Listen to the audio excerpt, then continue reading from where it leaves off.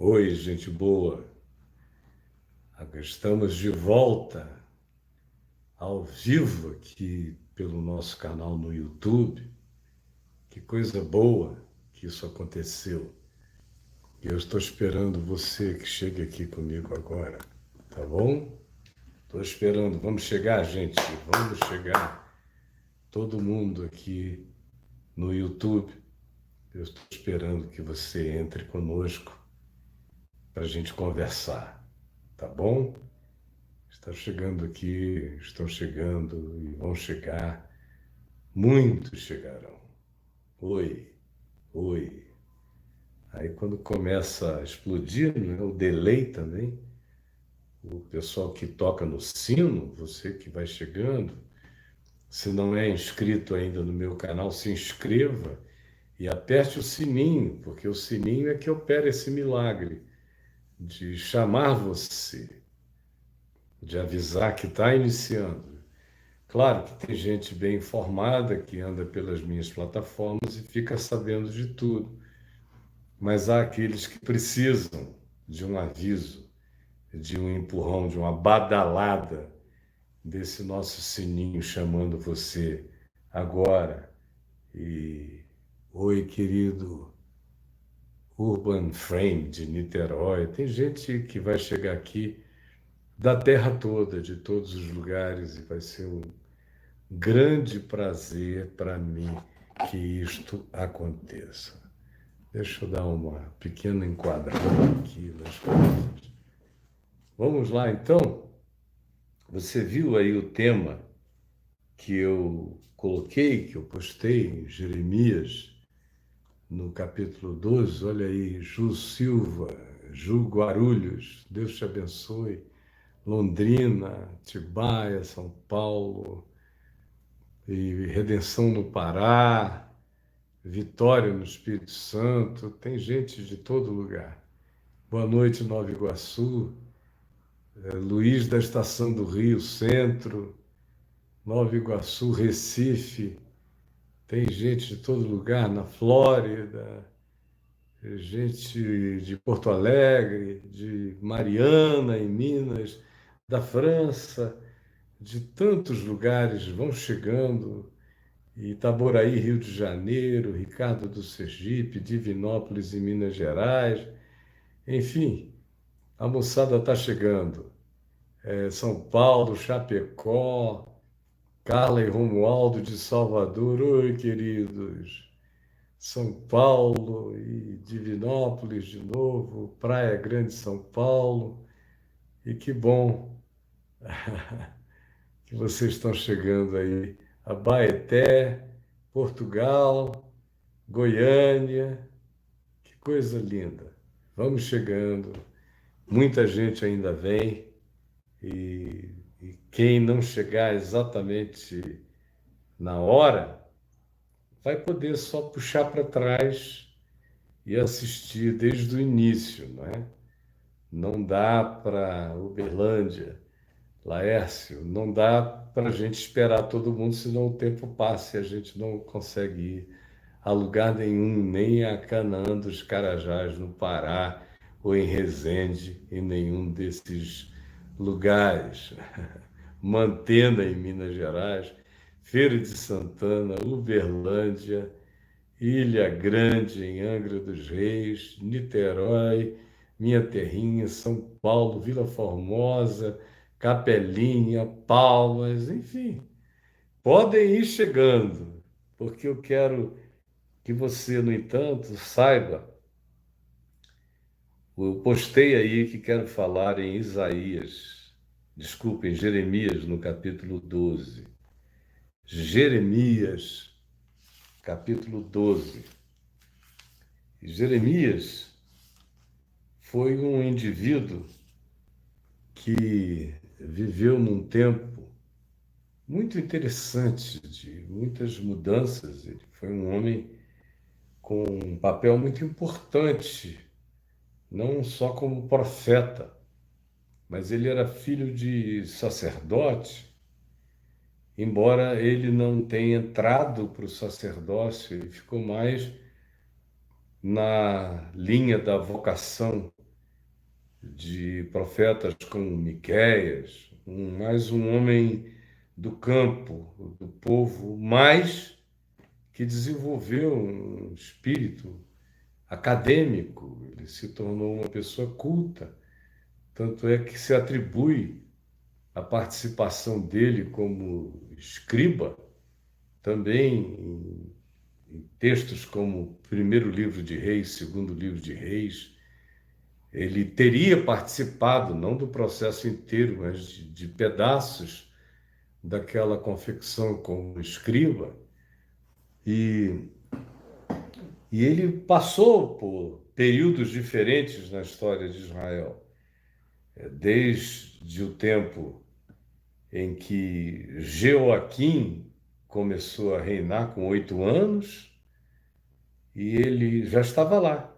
Foi contemporâneo de todos os equívocos e erros do povo de Israel, os pecados, os cultos proliferando em todas as montanhas, os cultos aos Baalins. Ele cresceu vendo que a adoração a Deus no templo não tinha nenhuma relação com o estilo de vida do povo, que o povo era completamente pagão, por assim dizer, e as crenças do povo de Israel eram muito mais semelhantes às crenças dos que não tinham nenhum conhecimento do Evangelho, nenhum conhecimento da palavra. E o coração deles se angustiava imensamente com tudo isso. E isso tudo cresce, toma dimensões, e ele começou a dizer: olha, Senecares, meu Deus, estou falando o nome desse homem a minha vida inteira. Chega aqui agora, Senaqueribe, da Assíria, de Nínive, vem e vai tomar Israel, vai oprimir, vai destruir Jerusalém. Aí ele começou a ouvir das destruições em cidades próximas. E o povo em si dizendo: não, você está conspirando, você não gosta de Jerusalém, você não gosta do templo, você não gosta do culto, você tem um problema com isso, porque nem seguir a vocação e a linhagem da sua família, do seu pai, você seguiu. Você só pode ter um problema, um desgosto com o templo. E ele dizia: não, isso tudo aqui vai acabar, porque Deus é Deus e vocês vivem cultuando de um lado com a boca, mas o coração de vocês está longe dele. Vai chegar uma hora em que vocês vão ver. E aí, por causa disso, ele foi perseguido. Isso continua, a evolução desse processo. Ele sempre se levanta e fala contra aquilo que trazia o perigo do juízo divino sobre o povo de Israel, e ele era acusado de ser sempre um traidor, um cara do contra, que não gostava de Jerusalém, que não gostava da cidade, que não gostava da religião, que não gostava de nada. E ele sofreu muito. Ele foi preso, ele foi humilhado de muitas formas, foi diminuído, foi excluído, foi mal visto. Ordenaram que se olhasse para ele de maneira ruim. E ele experimentou toda essa rejeição por carregar essa convicção acerca da palavra do Senhor. Só que enquanto ele enfrentava isso tudo e falava a palavra de Deus, conforme a gente lê aqui no livro do profeta Jeremias, que desde menino, jovem, assim como Jeoaquim, com 8 anos, foi constituído rei, ele, bem na puberdade, na adolescência, foi chamado para ser profeta, e ele mesmo disse: eu não passo de um menino. Mas com o acumular dos anos e a experiência, a vivência e o amargor da rejeição, o que aconteceu foi que Jeremias foi ele mesmo se deixando amargurar sem que ele percebesse. E depois daquela mensagem dele no capítulo 5 e no capítulo 7 aqui da profecia, foi uma mensagem tão forte. Todo mundo passou a dizer que ele era um extremado, um radicalista, que as coisas não eram perfeitas, mas também não eram bem assim, e que ele era um exigente, que ele levantava muito o pau da sarrafo, o sarrafo do nível, ele levantava demais os paradigmas, ele é que tinha problemas. E o coração dele foi crescendo em amargura suave, lenta, sutil. E a rejeição contra ele só aumentava. Até que chega esse dia narrado aqui no capítulo 12 de Jeremias, quando ele diz: Justo és, ó Senhor, quando entro contigo num pleito, numa disputa, numa discussão, num embate. Contudo, mesmo sabendo que tu és justo, contudo, falarei contigo acerca dos teus juízos, acerca dos teus desígnios, acerca das manifestações da tua soberania. E aí você fica pensando que ele vai fazer uma intercessão pelo povo, alguma coisa do gênero, mas não, ele está tomado por algo muito menor. Ele diz: por que prospera o caminho dos perversos? E vivem em paz todos os que procedem perfidamente, perversamente. Por quê? Por quê? Eu estou aqui desde menino, advertindo esse povo com a palavra mais pura que vem de ti, que vem do sentido da tua revelação, da tua vontade, do teu mandamento, que é puro e cristalino, que é claro, que é inquestionável. No entanto, eu olho em volta e não vejo correspondência. Ao contrário, eu prego, eu prego, eu prego e a minha palavra parece não ter consequência. E o que eu estou fazendo é produzir um grupo enorme de gente cínica que vai ouvindo aquilo que tu me puseste no coração como palavra, mas eles mesmos a transgridem e nada lhes acontece.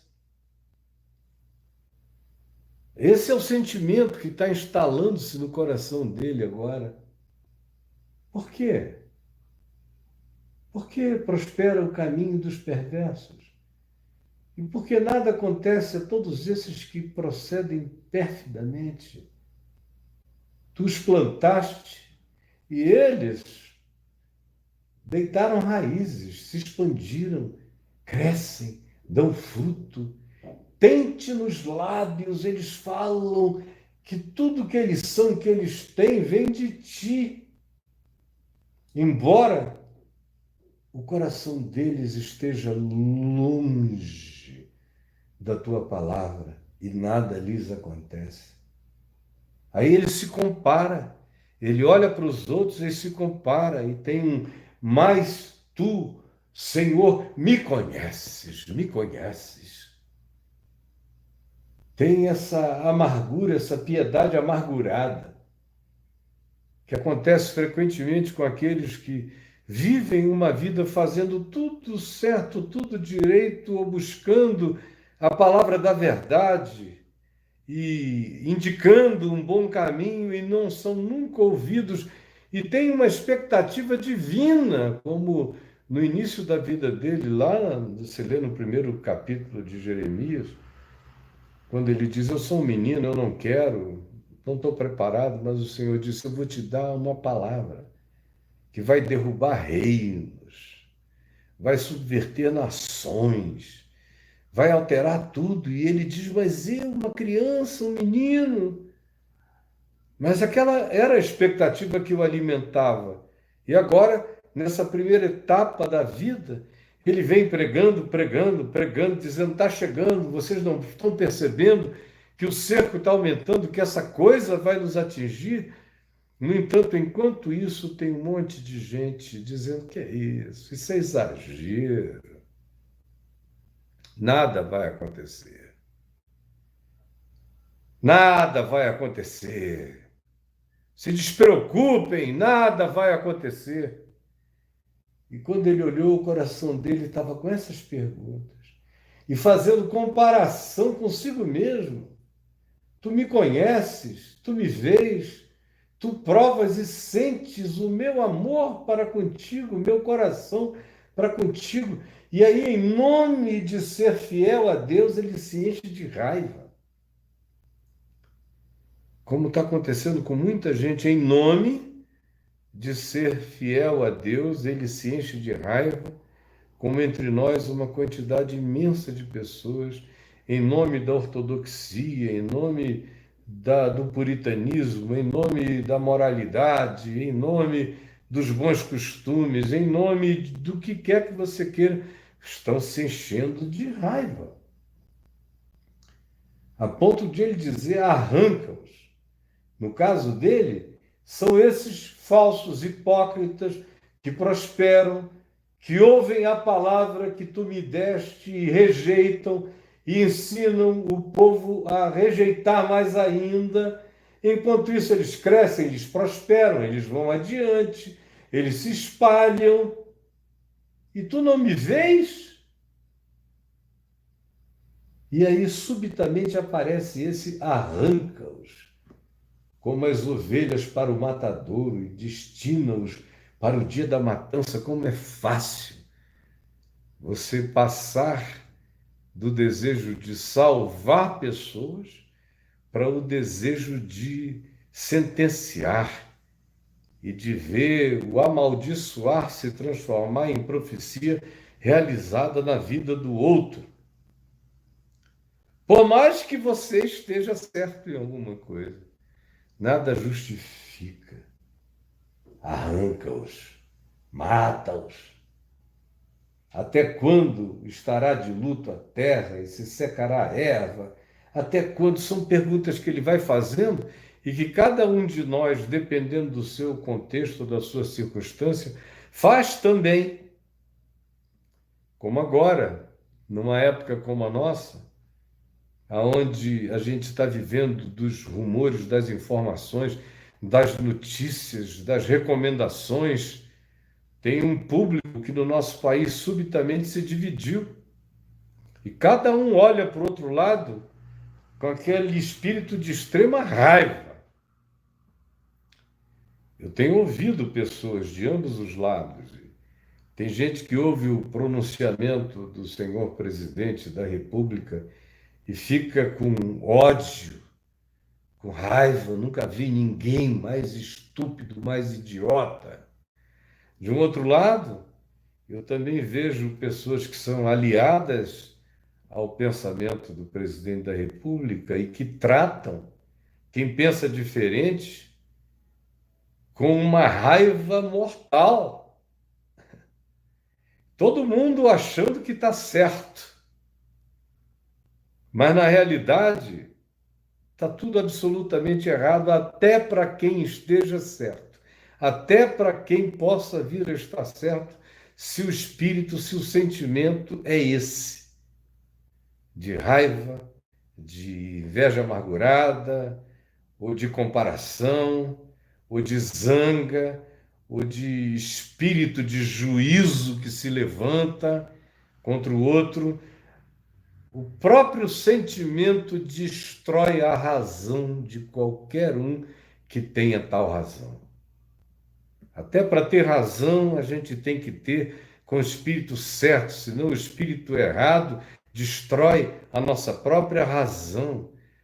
Não existe nenhuma verdade na realidade que venha a ser defendida com ódio, que tem desejo de arrancar, de desplantar o outro da vida e do mundo. Não existe isso, não diante de Deus. Mas aqui entre nós, esse espírito já vinha e está crescendo, está aumentando. E nesse tempo agora de angústia, onde tem um grupo dizendo fique em casa, tem outro grupo dizendo saia para trabalhar.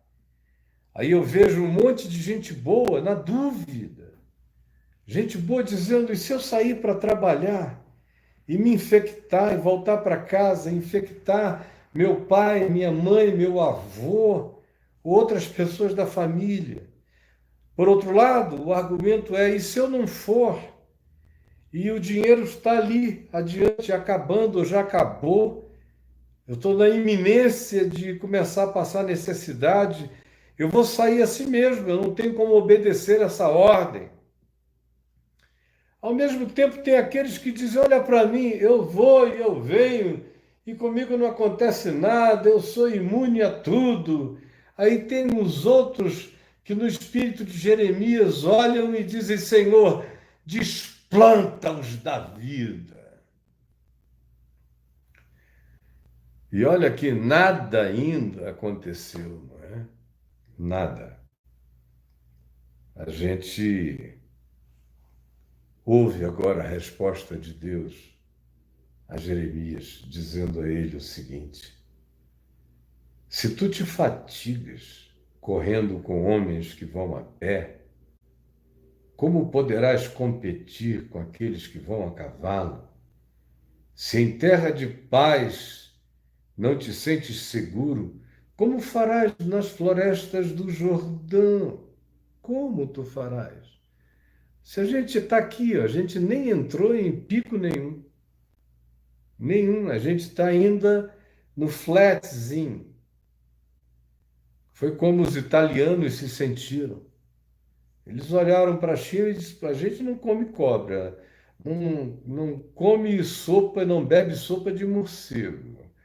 A gente não faz nada disso. A gente não assa cachorro, nem come gato no espetinho. Não, isso aí veio de alguma daquelas esquisitices culturais antigas dos chineses. Nós não temos nada a ver com isso. Nossa pizza, nossa pasta não tem nada a ver com coisa alguma como essa aqui não acontecerá. E vamos para a Boêmia. E aí nós estamos naquele início da Itália. Ou naquele início de todos os países, no início, todos eles disseram a mesma coisa. A Itália disse, isso não é nada. Agora o prefeito de Milão, que é como se fosse a São Paulo da Itália, está pedindo perdão aos moradores da cidade, aos italianos, por ter dito para eles, vamos para a rua, vamos ganhar dinheiro, vamos faturar. Está lá pedindo perdão. Um mês depois dizendo, meu Deus, eu era um louco, olha só o que aconteceu. A mesma coisa você vê nos outros países. Não levaram a sério. Em todos os que não levaram a sério. Como, por exemplo, os Estados Unidos da América, que também, na pessoa do seu presidente, não levou a sério. Agora está lá o cara desesperado e pedindo para todas as indústrias fazerem respiradores, e isso, e aquilo outro. Nova York virou uma Wuhan americana. Quem é que podia imaginar uma coisa dessa? Mês passado eu estava lá, aí, ó. Quem é que podia imaginar? Hoje foi o Boris Johnson, do Reino Unido, que há um mês atrás estava dizendo, não, por que a gente não manda todo mundo para pegar logo isso tudo? Para pegar. Para que nós mesmos, quem tiver que morrer, morra, a gente crie logo uma imunidade nossa, inglesa, um Brexit do coronavírus 19. Agora está ele lá. Hashtag stay home, save lives. Não vou a lugar nenhum, salvem vidas, fiquem em casa. Mudou assim, de repente. Mudou. E aí tem o argumento de que o vírus aqui no nosso país pode sofreu uma mutação, foi o que a gente viu ontem, né? O vírus sofreu uma mutação. Aí eu falei, bom, só se é a mutação que vai fazer aqui ser diferente. O calor, se bem que esse verão não foi tão quente, mas será que o calor paulista, o calor carioca, alterarão o vírus de tal modo que o vírus se torne um vírus Zé Carioca, Zé Corona Carioca, rodando o seu guarda-chuvinha. Estava ele, a maioria que nem sabe quem era o Zé Carioca, procure depois no Google. Já foi símbolo do Rio e até do Brasil, no mundo, especialmente nos Estados Unidos, nos anos 60, 70, 50 e 60. Extremamente. Zé Carioca. Ou quem sabe foi uma mudança na Bahia, uma mutação baiana. Aí ele chega aí devagar, não, vamos fazer uma siesta. Primeiro, vamos comer um acarajé, vamos nos embalar numa rede, sem pressa, gente boa. Ou quem sabe, chegando em São Paulo, ele tenha encontrado algum espírito de grevista e falou, não, vamos fazer uma greve ao invés de nos multiplicarmos. Só se aconteceu uma mutação desse tipo, se os primeiros a o terem pegado forem pessoas aqui do Congresso Nacional e da Presidência da República, o corona brasileiro pode ter sido tomado por uma processualística genética burocrática. Só se aconteceu uma mudança dessa, para aqui, justamente aqui, não acontecer nada. Com todas as nossas favelas, com todos os nossos problemas de saneamento, com todos os nossos ajuntamentos, com os nossos metrôs, ônibus socados, com tudo que a gente tem aqui de espremeção, de crush humano. Gente being squeezed, espremida. Então, só se aqui, por essa mutação, não vai acontecer absolutamente nada. Mas o fato é que tem muita gente reclamando já hoje, muita gente com raiva hoje. Eu vi gente boa hoje no dilema de eu fico, eu vou. Se eu for, o bicho pega, se eu ficar, o bicho come. E isso vai gerando ansiedades. Alguns olham para o lado e dizem, bom, mas Caio está dizendo, sejam prudentes, mas ele está lá na casa dele, com a mulher dele, deve estar comendo bem, deve estar tranquilo.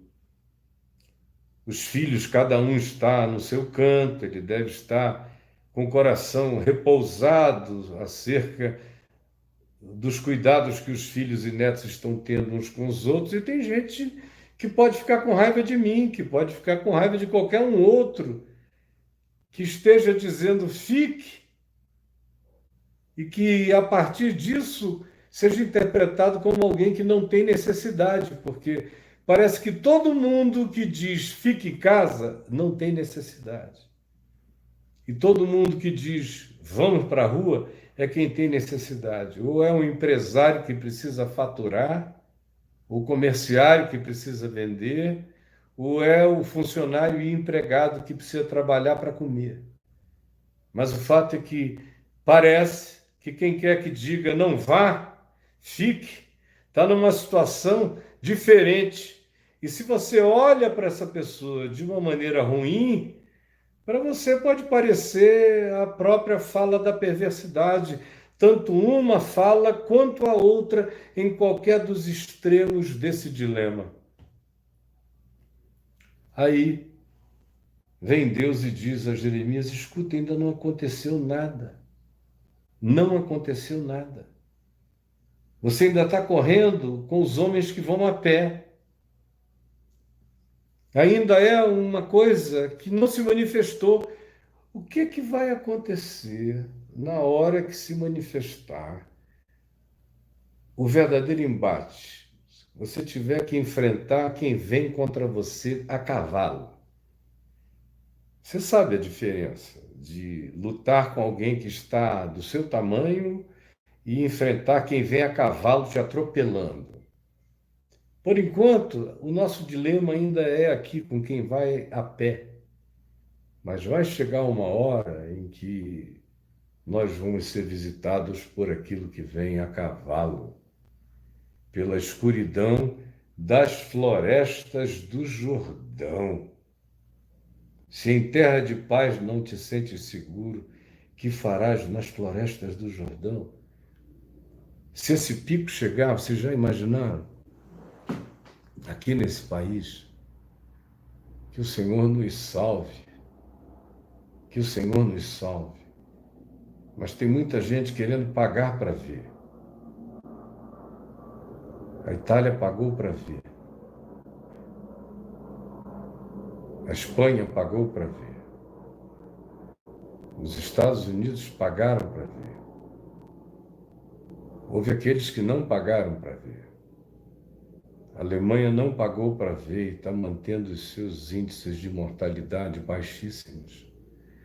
Todos aqueles que tiveram a humildade da prontidão conseguiram achatar, conseguiram manter a luta toda com aqueles que vêm a pé, com os recursos humanos.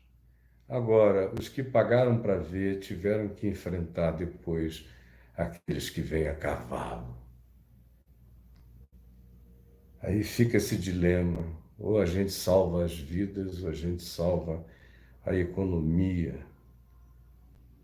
Aí a questão é de que vidas você está falando. Porque também todo mundo aposta que na sua casa nada acontecerá. Essa é a aposta. Aqui em casa não.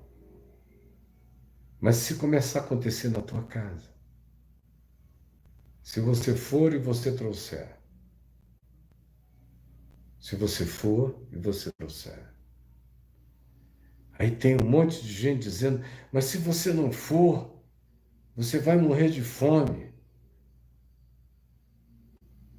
Eu sei que se nada acontecer aqui comigo, eu já estou negociando com todo mundo que eu posso, pedindo prazo, pedindo extensão. Está todo mundo na mesma situação, na mesma circunstância. Todo mundo tem que diminuir, diminuir, diminuir. Às vezes a gente tem que cortar na própria carne para comer e servir os outros. É que nós nunca atravessamos uma guerra, como disse a Angela Merkel, com a experiência de um país que atravessou as piores guerras do século XX, sem falar que eles têm a história de terem vencido e lutado desde as lutas com os romanos, com os celtas, com os bretões, com todo mundo, além da Primeira e da Segunda Guerra mundiais. Da experiência dela, ela disse: fora o que aconteceu na Segunda Guerra Mundial, essa é a situação mais grave que nós já enfrentamos neste país. Israel sabe o que é padecer, fechou tudo. Não quis brincar. Mas tem gente aqui querendo fazer essa aposta. E aí, minha gente, tudo pode ficar muito pior. Se a gente, no nível em que a gente está, já está tendo as divisões familiares e fraternas e de opinião, especialmente de uns 4 dias para cá, quando se estabeleceu gritantemente essa divisão, essa dúvida, mas se ainda na linha, no flatline, nós já estamos assim, o que vai acontecer quando eles chegarem a cavalo, se chegarem? Se o vírus não tiver sofrido uma mutação no Rio, na Bahia, em São Paulo, se não tiver gostado de pãozinho de queijo no Brasil Central e decidido atar uma rede e cantar um, uma canção de paixão, se nada disso tiver acontecido, se ele continuar o mesmo vírus chinês, com o mesmo poder de letalidade, o mesmo vírus alemão, francês, italiano, suíço, espanhol, americano, até o Putin baixou a guarda e mandou parar. A gente vai esperar para ver eles virem a cavalo? O que tem que haver é agilidade. Não adianta ficar com raiva de mim. Eu estou falando palavras de verdade e de bom senso, e de sabedoria. Muita sabedoria do bom senso. É isso que eu sei que eu estou falando na presença de Deus, com toda a paz no meu coração. A pressão a gente tem que botar é sobre aqueles que, ao invés de fazerem essa burocracia que prometem todo dia que vão liberar dinheiro, e os cheques não chegam nunca. Nos Estados Unidos eles disseram que iriam liberar e os cheques já estão chegando na casa dos trabalhadores, rápido, sem burocracia. Ajuda direta, depois a gente acerta, depois a gente vê. Linha de crédito, depois a gente acerta, depois a gente vê. Garantir os salários dos que mais precisam. Depois a gente acerta, depois a gente vê. O Brasil é o povo. Parece que existe um Brasil que não tem nada a ver com o povo brasileiro. É a sensação que eu tenho quando eu ouço alguns políticos falarem. Eles falam da economia como se a economia fosse o povo, e do povo brasileiro como se fosse só uma commodity. Mas o que tem valor aqui é o povo brasileiro, e a economia tem que estar a serviço desse povo. E tudo quanto se tenha de poder econômico no país tem que ser investido na saúde e na preservação deste povo. A riqueza do Brasil não está no Banco Central, a riqueza do Brasil está no povo brasileiro, nas nossas favelas, nos nossos sertões, nos nossos rincões, nas nossas verticalidades de prédios que parecem favelas verticais, nos nossos cortiços, nas casinhas espremidas, nas barrancas, nas aldeias, nos interiores, nos lugares mais distantes, tanto quanto nas capitais superiores. É aí que está a riqueza do Brasil. A riqueza do Brasil não são fábricas, a riqueza do Brasil não é o servidor público, a riqueza do Brasil não é a arrecadação, a riqueza do Brasil é o povo que trabalha, é o povo que tem que ter saúde. Tem que chegar a vez e a hora do povo. Ou nem na hora do coronavírus o povo tem vez. Nem na hora de uma catástrofe mundial o povo brasileiro tem vez. Ele tem que ser jogado como um dado, assim, jogando dado. Vamos ver o que acontece, vamos jogar.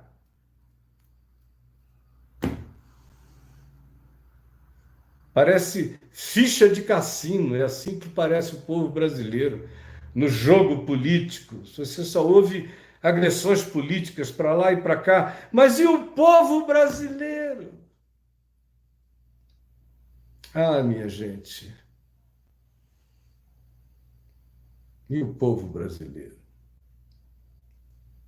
Vamos parar de nos dividir, de brigar, de pensar, e nós temos que clamar na mesma direção, demandar a mesma coisa. Aí você vê o presidente do Banco Central dizendo anteontem: não será por falta de dinheiro, o Brasil tem dinheiro para enfrentar a crise.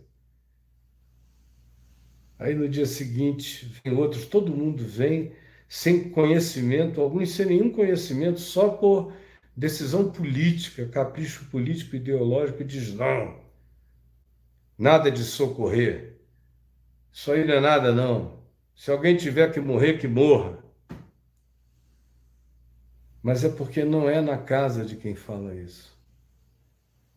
Existe uma probabilidade enorme de que não seja na casa dos que falam isso, e sim na casa dos que não têm nenhuma voz em nenhum lugar e saem não porque querem desobedecer, saem porque no desespero tem que mendigar, tem que encontrar alguma misericórdia em alguma esquina, só por isso saem, do contrário não sairiam. E o que o povo brasileiro merece, e eu estou falando isso aqui porque eu não sou candidato a nada, eu já fui eleito para ser voz de Deus, profeta de Deus, boa nova de Deus, na minha geração e em muitas gerações. Para isso eu fui chamado, por isso eu falo a grande riqueza. Tudo que a gente puder regimentar, tanto no poder do governo, do Estado, existe algo chamado Estado brasileiro, que tem que existir para o povo brasileiro. Mas parece que o Estado brasileiro existe para si mesmo. Ele existe para o povo.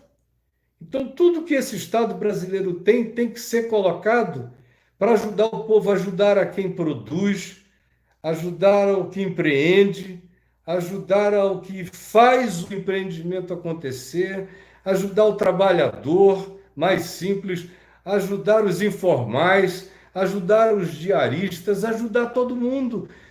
E conter a crise, manter todo mundo em casa, segurar a onda. Se a gente segurar a onda, isso não explodir em mortandade, em descontrole, em calamidade, que pode ter consequências enormes, porque vai ficar um monte de tempo sem ninguém querer investir nada na terra da catástrofe e da burrice. É melhor a gente investir tudo que pode para achatar a calamidade, manter tudo no nível dos que vêm a pé, do que a gente partir enlouquecido, ensandecidamente, tratando a economia como se fosse gente, o Estado como se fosse a razão de ser do povo, negando o significado de um Estado que existe para o bem do povo, conforme a nossa Constituição. O resto é cálculo. A gente tem um cálculo já feito. Eu não preciso calcular quanto custa a vida humana, nem a vida dos pobres e dos desafortunados do Brasil. PT roubou, esses outros aí roubam de outro modo, mentem, enganam.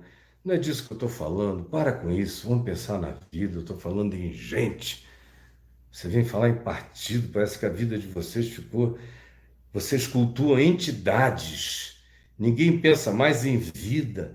Vocês só pensam em entidades. Parece que viraram espiritualistas estatais.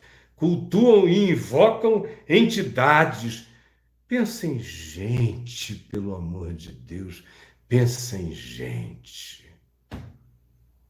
Senhor Jesus, tem muita gente com a barriga vazia. E não são os que estão levantando essa questão, os que estão ajudando de fato. Eu te agradeço por aqueles que, para além do Estado brasileiro, que é indolente, preguiçoso, lento e incrédulo, e é esquizofrênico, que luta contra si mesmo, que é autofágico, eu te agradeço por aqueles que estão tentando fazer tudo o que podem, aonde a mão alcança, e permite que esse espírito cresça em nós. E eu também te peço que haja um constrangimento, que venha do povo, um constrangimento para que a saúde e a vida sejam priorizados e que sejam dignos de todo investimento, de todo cuidado, com toda agilidade, com toda rapidez, para que se poupem todos os que possamos poupar e para que não tratemos a praga com banalidade, como temos feito com praticamente tudo nesse país. Tudo é banalizado, porque a vida tem muito pouco valor, praticamente nenhum, a menos que seja a vida de alguém que a gente queira muito, porque a vida na casa do vizinho já vale muito menos. Em certos bairros a vida não vale nada, e em certas regiões ela conta contra, ela é zero à esquerda. Por favor, tem compaixão de nós para que não nos sobrevenha coisa pior. É o que eu te imploro, pedindo que tudo o que eu estou dizendo não aconteça,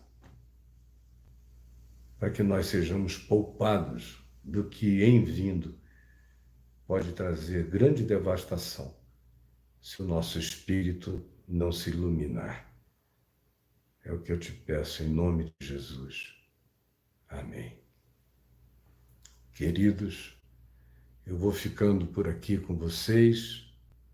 Graças a Deus o nosso canal no YouTube voltou. E você compartilhe daqui em todas as plataformas, em todas as suas redes sociais, com todos os seus amigos. E não esqueçam os que estão aqui comigo amanhã, às 10 horas da manhã, eu tenho uma live compartilhada no Instagram. Eu e o Orlando Moraes. Vocês vão gostar de conhecer o Orlando. Um homem doce, bom, meigo, do bem. Vocês vão gostar dele. E eu espero vocês lá, tá bom? No domingo, também no Instagram, outra live compartilhada com meu queridíssimo amigo Fábio de Mello, Padre Fábio de Mello, meu companheiro, meu irmão. E vocês vão ver como a gente tem muito mais coisas em comum do que vocês poderiam imaginar. Deus nos abençoe, um beijão para todo mundo. Fiquem com Deus. E bye bye, planeta Terra. Só por hoje. Até amanhã, com a graça de Deus. Tchau.